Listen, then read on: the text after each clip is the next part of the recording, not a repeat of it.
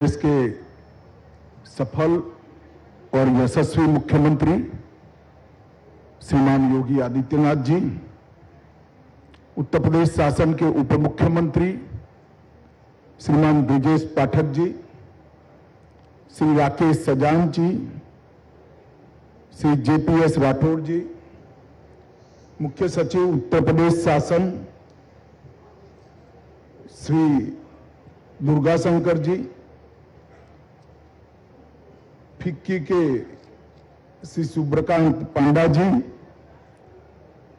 यहां पर उपस्थित अधिकारीगण, उत्तर प्रदेश सरकार के मंत्री परिषद के सभी सम्मानित सदस्य और आज एमएसएमई और कोऑपरेटिव सेक्टर से यहां पर आए हुए सभी निवेशक भाइयों बहनों, आप सभी को नमस्कार। सबसे पहले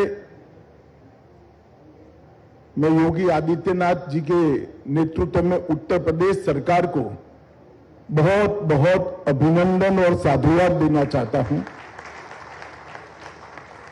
कि एक विजन के साथ साहस का परिचय कराते हुए उत्तर प्रदेश के अंदर निवेश लाने के लिए ग्लोबल इन्वेस्टमेंट समिट का जो आयोजन किया है, अभी सिद्ध हो चुका है कि सफल हो चुकी है।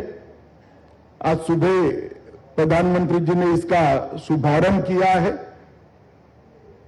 और मैं मानता हूं कि ये 3 दिन उत्तर प्रदेश के आने वाले 3 वर्षों के लिए बहुत शुभ और फलदायी होने वाले हैं, इसका मुझे विश्वास है। मित्रों, किसी भी राज्य के अंदर अगर इंडस्ट्री लानी है, किसी भी राज्य को उत्पादन का हब बनाना है, किसी भी राज्य में इन्वेस्टमेंट लाना है, तो उसकी 5 पूर्व शर्त होती है। पहला, कानून और व्यवस्था की स्थिति ठीक होनी चाहिए। दूसरा, राज्य का इंफ्रास्ट्रक्चर अच्छा होना चाहिए। तीसरा, राज्य सरकार ने इंडस्ट्री और फाइनेंस के लिए अपनी नीतियों का निर्धारण सुस्पष्ट तरीके से करना चाहिए। चौथा, राज्य सरकार पारदर्शी तरीके से चलनी चाहिए। और पांचवा, त्वरित निर्णय लेने की क्षमता राज्य के मंत्रिमंडल में होनी चाहिए। और मुझे बहुत आनंद है कि एक जमाना था उत्तर प्रदेश में 5 योग्यता ढूंढने पर निराशा हाथ लगती थी। आज ये 5 चीजें उत्तर प्रदेश शासन ने जमीन पर उतारी है। यहां पर कानून और व्यवस्था की परिस्थिति भी ठीक हुई है। इंफ्रास्ट्रक्चर के क्षेत्र के अंदर समग्र देश के अंदर जो कुछ चुनिंदा राज्य हैं जहां इंफ्रास्ट्रक्चर में सबसे ज्यादा निवेश विगत 5 साल में हुआ है, तो उसमें से उत्तर प्रदेश है। कई सारी नीतियां इंडस्ट्री और बजट के सपोर्ट में बनाई गई है, जिसके कारण कंफ्यूजन का वातावरण आज समाप्त हो गया है। उत्तर प्रदेश में भारतीय जनता पार्टी की सरकार योगी जी के नेतृत्व में पारदर्शी तरीके से चल रही है। एक भी आरोप हमारी सरकार पर नहीं है। और इसके साथ साथ उत्तर प्रदेश ने त्वरित फैसले लेने का भी मादा दिखाया है और त्वरित फैसले भी लिए हैं। तो एक प्रकार से इंडस्ट्री और इन्वेस्टमेंट दोनों के लिए एक बहुत सानुकूल वातावरण यहां पर बना हुआ है। बचपन में मैंने भौतिक विज्ञान का एक नियम समझा था, mass multiplied by velocity is equal to momentum. और उत्तर प्रदेश में मास भी है, वॉलेटिलिटी भी है, इसलिए मोमेंटम भी है। और ये जो परिवर्तन आया है भारतीय जनता पार्टी की सरकार बनने के बाद, ये समग्र देश के लिए शुभ है, क्योंकि जब तक उत्तर प्रदेश जैसे बड़े सूबे का विकास नहीं होता, जब तक उत्तर प्रदेश विकास की राह पर चल नहीं पड़ता है, हमारा देश बहुत आगे नहीं बढ़ सकता है। क्योंकि क्षेत्रफल की दृष्टि से, आबादी की दृष्टि से और उत्पादकता की दृष्टि से, सभी दृष्टि से उत्तर प्रदेश का महत्व कहीं पर भी 2 नंबर का नहीं है, 1 नंबर का है। सबसे ज्यादा आबादी भी है, सबसे ज्यादा क्षेत्रफल रखने वाला राज्य भी जो 2-3 है उसमें से एक उत्तर प्रदेश है, और सबसे ज्यादा यहां पर संभावनाएं भी पड़ी हुई हैं। उत्तर प्रदेश के अंदर मित्रों, मैं ऐसे प्रदेश से आता हूं जहां पानी प्राप्त करने के लिए 1500 फुट से लेकर 900 फुट तक नीचे जाना पड़ता है। मैंने उत्तर प्रदेश में आज भी हाथ से चलने वाले डंकी कई गांवों में देखे हैं, जहां पानी की उपलब्धता है, मां गंगा और यमुना की कृपा है, वहां पर विकास की अपार संभावना है। और इसीलिए मोदी जी ने जो $5 ट्रिलियन की इकोनॉमी का लक्ष्य रखा है, उसके लिए उत्तर प्रदेश का विकास बहुत महत्वपूर्ण है। और इसीलिए उत्तर प्रदेश को आगे बढ़ाने का मतलब है भारत के विकास को गति देना। और एक ग्लोबल इन्वेस्टमेंट समिट ने आज भारत के विकास को, भारत के उत्पादन के हब बनने के, वैश्विक उत्पादन के हब बनने के लक्ष्य को, इसकी पूर्ति में एक बड़ी छलांग लगाई है। मित्रों, आज यहां पर आने के पहले मैं एक पैवेलियन देखने गया, 1 डिस्ट्रिक्ट 1 प्रोडक्ट का। यहां एक ऑनलाइन सेल करने वाली कंपनी का स्टोर था।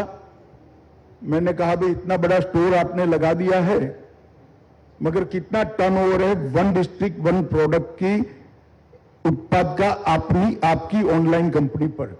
धड़ल्ले से, कोई कंफ्यूजन के बगैर उसने कह दिया कि 1600 करोड़ रुपए का टर्नओवर हमारा। सच अर्थ में एक सफल प्रयोग 1 डिस्ट्रिक्ट 1 प्रोडक्ट का यहां पर हुआ है। और आज की जो ये समिट है, योगी जी ने इसके पीछे Uttar Pradesh global investment summit इतना ही रखा है। मैंने आज ग्लोबल इन्वेस्टमेंट समिट 23 लगाया है, क्योंकि जब तक सातत्य नहीं होता है, सातत्यपूर्ण तरीके से ग्लोबल इन्वेस्टमेंट समिट नहीं करते हैं, कभी भी राज्य में इन्वेस्टमेंट नहीं आता है। तो मुझे भरोसा है कि आज जो शुरुआत हुई है वो सालों तक चलेगी और आने वाले दिनों में भी ये आगे बढ़ेगा। आज ये मंच वैश्विक निवेश के समुदाय का, नीति निर्धारकों का, कॉरपोरेट नेतृत्व का, व्यापारिक प्रतिनिधि मंडलों का, शिक्षाविदों का, थिंक टैंक्स का, राजनीति और सरकारी नेतृत्व को एक साथ बहुत बड़ा मंच प्रदान करने का काम एक ग्लोबल इन्वेस्टमेंट समिट कर रहा है। और उत्तर प्रदेश के पोटेंशियल को देखते ही, इसको पहचान कर ही नीदरलैंड, डेनमार्क, सिंगापुर, जापान, दक्षिण कोरिया, ऑस्ट्रेलिया, इटाली, संयुक्त अरब अमीरात और यूनाइटेड किंगडम और मॉरिशस ने यहां साझेदारी CII के साथ करने का फैसला किया है। ये बहुत बड़ी उपलब्धि है। मैं यहां पर कोई राजनीतिक टिप्पणियां करने नहीं आया हूं। मैं गुजरात में रहता था, गुजरात सरकार का मंत्री था। लखनऊ में उस वक्त के उत्तर प्रदेश के मंत्री का प्रेस कॉन्फ्रेंस था, वो भी इन्वेस्टमेंट की समिट कर रहे थे, मगर उन्होंने स्थान दिल्ली रखा था। तो इकोनॉमिक टाइम्स की एक पत्रकार ने उनको पूछा कि आप उत्तर प्रदेश में इन्वेस्टमेंट की समिट कर रहे हो, मगर स्थान दिल्ली क्यों रखा है? तो थोड़ा इधर उधर होकर उनको स्वीकार करना पड़ा। काफी लोग लखनऊ आने के लिए तैयार नहीं थे, इसलिए हमें दिल्ली में इन्वेस्टमेंट समिट करनी पड़ी है। अरे भले आदमी, जो इन्वेस्टमेंट समिट के अंदर आने के लिए लखनऊ तैयार नहीं है, वो भला इन्वेस्टमेंट के लिए कैसे तैयार होगा। और आज हम सब के लिए आनंद का विषय है कि आज पूरी दुनिया से निवेशक यहां पर आए हैं। ग्रीन हाइड्रोजन, नवीनीकरण ऊर्जा, इलेक्ट्रॉनिक्स, स्वास्थ्य सेवाएं, defence, food processing, dairy, pharma, logistic, कई प्रकार के उत्पादों के लिए बहुत अच्छे प्रस्ताव आज यहां पर आए हैं। लगभग मुझे लगता है कि दुनिया के कई देशों में हमारे मंत्रियों ने दौरा किया, रोड शो किया, उत्तर प्रदेश के 75 जिलों में किया, देश के 13 राज्यों में किया, और ये सब मंथन के बाद ये 3 दिन का समिट मुझे लगता है कि उत्तर प्रदेश का भाग्य बनने वाला है। उत्तर प्रदेश सरकार ने ऑनलाइन सिंगल विंडो सिस्टम निवेश मित्र के अधीन एक केंद्रीकृत ऑनलाइन प्रोत्साहन प्रबंधन प्रणाली को डेवलप किया है, जिससे ढेर सारी समस्याएं निवेशकों की रुक जाएगी, समाप्त हो जाएगी, और उद्यमों को 33 विभाग की लगभग 400 से ज्यादा ऑनलाइन सेवाएं इस पर उपलब्ध हैं। उत्तर प्रदेश सरकार ने इंडस्ट्री को आमंत्रित करने के लिए, इसके लिए सारी सुविधाएं खड़ी करने के लिए 25 नीतियों को तैयार किया है, और वो नीतियों को जमीन पर उतारने का काम भी उत्तर प्रदेश ने किया है। मित्रों, आज ये जो हमारा कार्यक्रम है एमएसएमई और कोऑपरेटिव के लिए, मैं आज यहां पर जितने भी निवेशक उपस्थित हैं मैं उनको कहना चाहता हूं, मैं ऐसे प्रदेश से आता हूं जहां इंडस्ट्रीज और इन्वेस्टमेंट कोई नई बात नहीं है, सदियों से होता आ रहा है। मैं गुजरात से आता हूं। मैं मेरा अनुभव साझा करना चाहता हूं कि आज देश की टॉप 25 कंपनियों में से मैं ऐसी कम से कम 8 कंपनियों को जानता हूं जिन्होंने अपनी शुरुआत एमएसएमई के रूप में की है और भारत की सबसे बड़ी कंपनी बनी, जिसके पास साहस है, जिसके पास कौवत है, जिसके पास सूझबूझ है। वो शुरुआत तो छोटे से करता है, परंतु साहस होता है, कौवत होता है, सूझबूझ होता है, तो वो छोटा नहीं रहता है, वो आगे बढ़ जाता है। आज मैं आप सभी को कहना चाहता हूं, एमएसएमई वो बीज है जो भारत की सबसे बड़ी कंपनी बनने का पोटेंशियल रखता है, और इसी से शुरुआत होती है। और जिस राज्य ने एमएसएमई इंडस्ट्रीज के लिए अपनी पॉलिसियों को ढंग से तैयार नहीं किया है, वो राज्य कभी भी औद्योगिक निवेश के लिए आगे नहीं आ सकते। इसके 2 कारण हैं।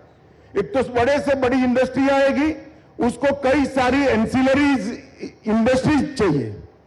अगर एंसिलरी इंडस्ट्री के लिए आपने अनुकूल वातावरण, अनुकूल माहौल यहां पर नहीं किया है, तो दूसरे राज्य से ट्रांसपोर्टेशन कॉस्ट बहुत सारी लगती है और इंडस्ट्री सफर करती है। तो जो बड़ी इंडस्ट्री आती है उसको सफल होने के लिए भी एंसिलरीज इंडस्ट्री मतलब एमएसएमई की जरूरत है। और इसके साथ साथ आज की एमएसएमई में ही कल की सबसे बड़ी इंडस्ट्री छुपी हुई है। बच्चों को प्लेटफॉर्म देने से ही प्रदेश हमेशा आ गया था।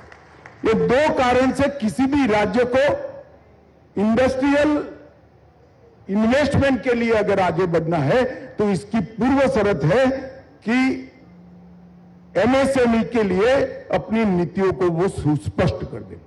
यहां पर उत्तर प्रदेश सरकार ने योगी जी के नेतृत्व में सिर्फ एमएसएमई के लिए नहीं, 1 डिस्ट्रिक्ट 1 प्रोडक्ट के माध्यम से गृह उद्योग के लिए भी नीतियां स्पष्ट कर दी है, उसको भी बढ़ावा दिया है, एमएसएमई को भी बढ़ावा दिया है। और इसके लिए मैं जब सुन रहा था कि 1,40,000 करोड़ के एमओयू हुए हैं, मैं सभी एमएसएमई क्षेत्र के यहां जो इन्वेस्टर आए हैं उनको कहता हूं कि आप हौसला रखकर आगे बढ़िए। यही रास्ता है बड़ा बनने का, यही रास्ता है देश के विकास में सहभागी होने। ढेर सारी बड़ी इंडस्ट्रियां यहां आ रही है। मैं तो उत्तर प्रदेश शासन को, मुख्यमंत्री जी को, उनके मुख्य सचिव जी को भी कहना चाहूंगा, एक बड़ी कंपनी के साथ एंसिलरी इंडस्ट्री कौन कौन सी लग सकती है, इसके पोटेंशियल को जांच कर एंसिलरी इंडस्ट्री के लिए एमएसएमई उद्योगों को निमंत्रित करना चाहिए, जिससे वो स्पेसिफिक दिशा में चले जाएं। क्योंकि आपको आपका बाजार ही नहीं ढूंढना है।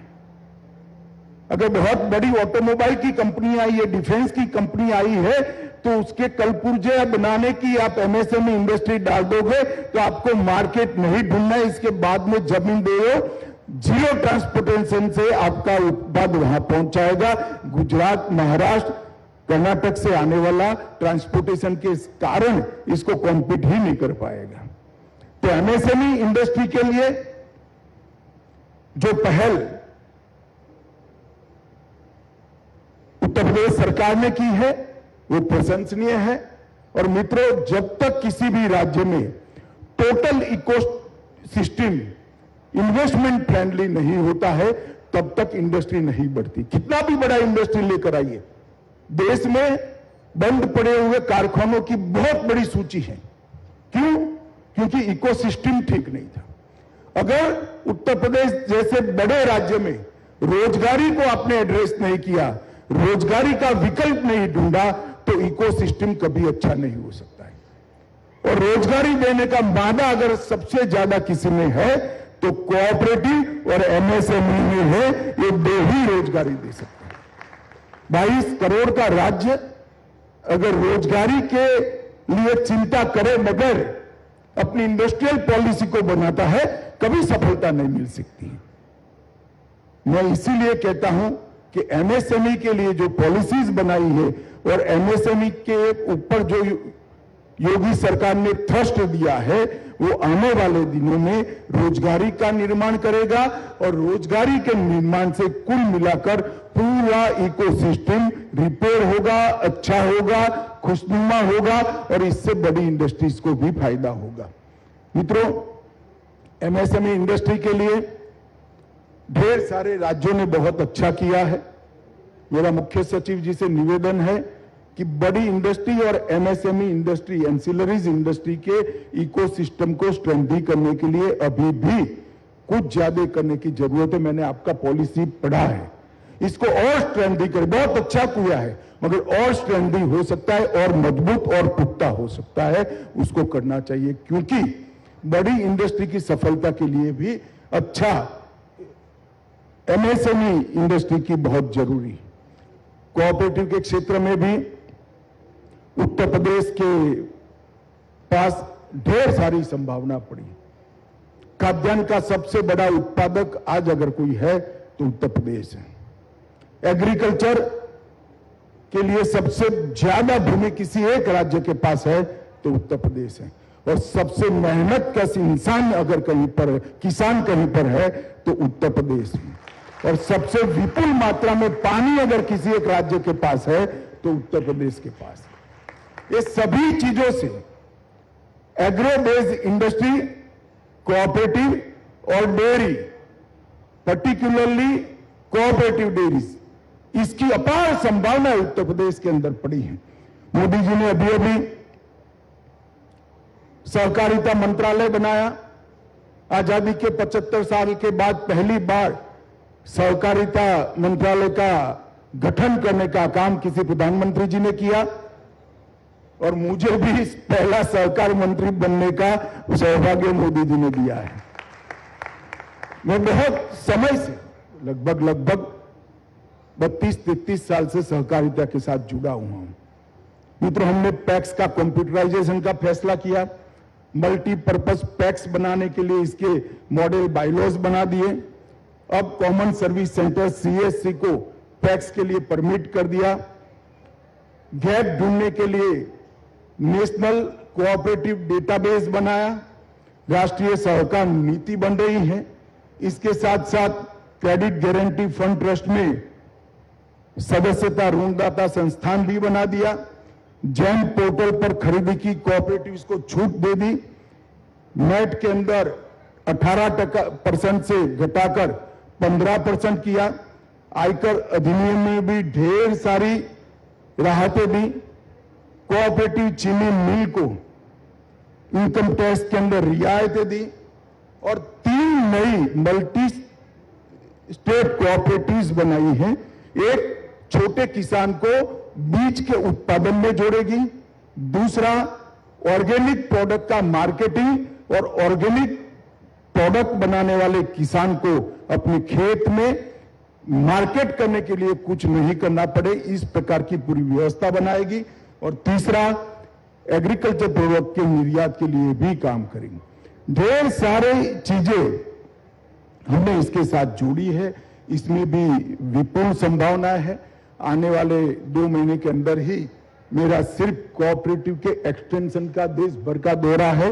मैं उत्तर प्रदेश भी आऊंगा क्योंकि उत्तर प्रदेश सबसे कम कोऑपरेटिव रखने वाला प्रदेश है और सबसे ज्यादा संभावना रखने वाला प्रदेश है। तो विपुल मात्रा में कोऑपरेटिव की संभावनाएं यहां पड़ी है। मित्रों, यहां पर जो मैंने इंफ्रास्ट्रक्चर की बातें करी, इंफ्रास्ट्रक्चर के लिए ढेर सारा काम उत्तर प्रदेश सरकार ने किया है और मैं मानता हूं कि राज्य में इतने सारे एक्सप्रेसवे किसी भी राज्य में नहीं बने होंगे।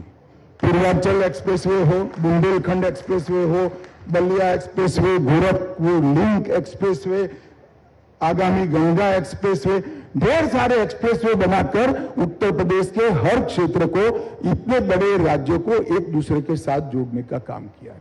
सबसे ज्यादा इंटरनेशनल एयरपोर्ट अगर आज कहीं पर है तो उत्तर प्रदेश के अंदर है और 1 डिस्ट्रिक्ट 1 प्रोडक्ट के लिए बहुत अच्छी मार्केटिंग की व्यवस्था भी हुई है। नोएडा अंतर्राष्ट्रीय हवाई अड्डा बनने के बाद सबसे ज्यादा आवाजाही की कैपेसिटी एयरपोर्ट की किसी एक राज्य की होगी तो वो भी उत्तर प्रदेश की हो जाएगी। ढेर सारा इंफ्रास्ट्रक्चर का काम किया है। बुंदेलखंड के अंदर पानी की किल्लत थी, केन बेतवा आगे बढ़ गई। बुंदेलखंड में भी अब कभी अकाल सहन न करना पड़े, इस प्रकार की हमने नीति करी है। और पीएम गति शक्ति नेशनल मास्टर प्लान के तहत जलमार्ग से लेकर सारे प्रकार की गति को कोऑर्डिनेट करने का काम भी उत्तर प्रदेश सरकार बहुत अच्छा कर रही है। सबसे पहला जलमार्ग उत्तर प्रदेश से ही शुरू हुआ है और यहां से वाराणसी और इलाहाबाद से लेकर हावड़ा तक पूरा जलमार्ग बनने से आपकी ट्रांसपोर्टेशन की कॉस्ट 1/3 से भी कम होने वाली है। बहुत बड़ा पोटेंशियल खड़ा करता है उद्योगों के लिए। उत्तर प्रदेश के अंदर जिस प्रकार का संकट था, इंडस्ट्रियल इन्वेस्टमेंट के आने के लिए पहले मैंने कहा 5 संकटों को योगी जी की सरकार ने समाप्त कर दिया है। और एक जमाना था जब इन्वेस्टमेंट समिट दिल्ली जाकर करनी पड़ती थी। आज पूरे देश के सभी राज्यों के इंडस्ट्रियलिस्ट और दुनिया के भी इंडस्ट्रियलिस्ट लखनऊ आए हैं। बहुत अच्छा लगता है। तो वातावरण जो सुधार हुआ है, इस वातावरण से उत्तर प्रदेश को तो निश्चित रूप से फायदा होगा। उत्तर प्रदेश के युवाओं के लिए विपुल मात्रा में रोजगारी की संभावनाएं बढ़ेगी। उत्तर प्रदेश के युवा उद्योजकों के लिए बहुत बड़ा प्लेटफॉर्म, एक वैश्विक प्लेटफॉर्म बनेगा। इसके साथ साथ उत्तर प्रदेश के विकास के माध्यम से भारत के विकास को भी गति मिलेगी और मोदी जी का $5 ट्रिलियन इकोनॉमी का जो स्वप्न है उसको हम बहुत अच्छे तरीके से पूरा कर पाएंगे। मैं आज यहां इस मंच से योगी जी को और उनकी पूरी टीम को, सारे मंत्रिमंडल को और उत्तर प्रदेश की जनता को बहुत बहुत शुभकामनाएं और साधुवाद देता हूं। आपका ये साहस सफल हो, उत्तर प्रदेश के अंदर इन्वेस्टमेंट आए, इंडस्ट्री बढ़े और उत्तर प्रदेश देश के विकास में सबसे बड़ा कंट्रीब्यूटर बने, ऐसी शुभकामनाएं देकर मेरी बात को समाप्त करता हूं। वंदे मातरम। भारत माता की जय। बहुत बहुत धन्यवाद माननीय अमित शाह जी, उत्तर प्रदेश में आपके विश्वास के लिए और आपके मार्गदर्शन के लिए, आपकी शुभकामनाओं के लिए। और जो आपने विकास के मोमेंटम की बात की, आपके संदेश से, आपके सुझावों से और जो आप नई नीतियां लेके आ रहे हैं उससे यकीनन इसमें और गति आएगी और